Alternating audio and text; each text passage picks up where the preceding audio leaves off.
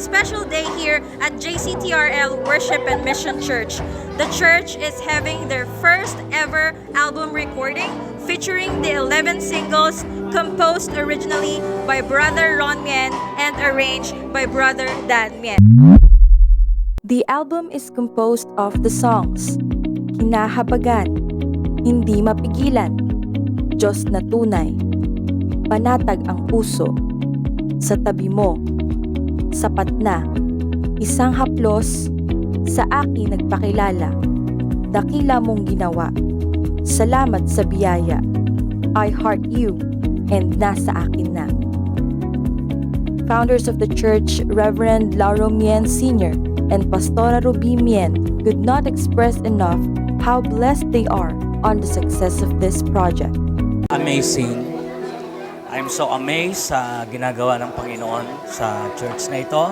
Kaya naman tayo po ay nagsisikap na ibigay natin ang pinakamainam na paglilingkod para sa Kanya. Pagplano ng Diyos, paggusto ng Diyos at kalooban ng Diyos, anuman ang hadlang at kahit man may crisis ang bansang Pilipinas, laban ng Diyos to. At ang ating Diyos ay magpapagaling. At ang lahat ng mga nanlamig sa pananampalataya ay oras na para makapanumbalik sa ating Panginoong Jesus. Behind the victory of this event are the efforts and support of the whole JCTRL family, close friends, technical team, youth vibe, and most especially to worship team and band.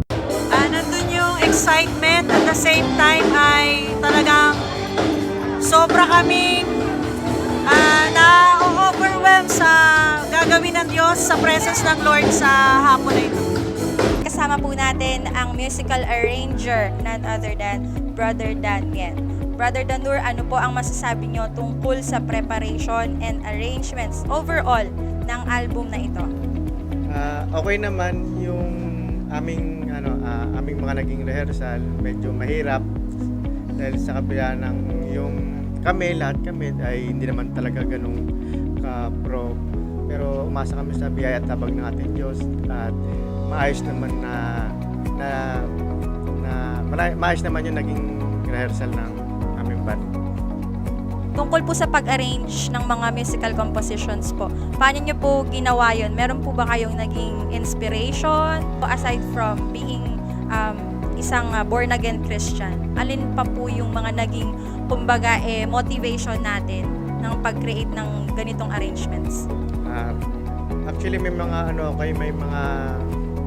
may mga song na dati mga napapakinggan ko noon. Bali, bilang isang di naman talaga nakapag-aral ng pag-arrange, kumuha na lang ako ng mga technique at saka mga discarded tungkol sa mga napapakinggan ko ring song.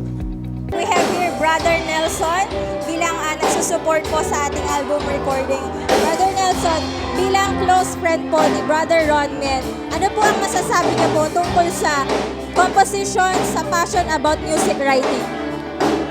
Nagsisimula mo na kami sa music.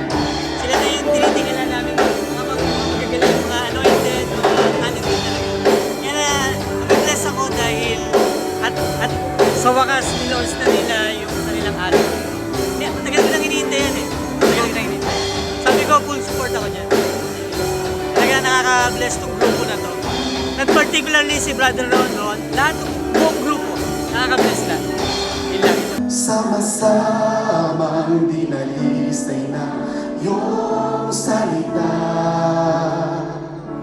Kakalakad ang hatid ng iyong presensya. Ako'y pahihingan, masasalamat at kahilingan. Oh, Jesus, dakila. I heart you, Jesus. Come on, everybody. I heart you, Jesus Christ. I heart you, I heart you, Jesus Christ. Along with the music team's initiative to launch its own album, it is considered a personal achievement for Ron Mien, who has been pursuing this dream since then. Kahit ako, nakakatulog na rin po ako. Actually, MC, di ba, it's a dream. Not only my dreams, but the dreams of the church na magkaroon tayo ng sariling song. And we wait for this opportunity for almost 20 years. And talagang si Lord talaga binibigay niya lahat ng bagay according to His perfect timing. Alam mo, MC, pwede namang hindi na ituloy to.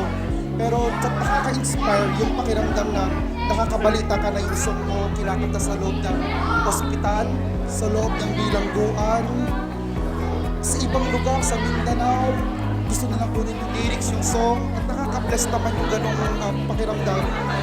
At nakaka-uplift ng spirit na mas gumawa pa ng song. Not only to make myself popular po, hindi ko po pinangarap yun talaga, but to give God the best glory and honor po. Si Lord lang talaga dahil sa biyaya.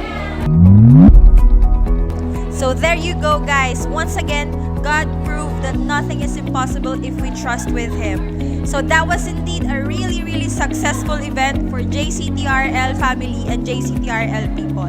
Kinahabagan album coming soon on YouTube and Spotify. My name is MC and you are watching Pop Tech.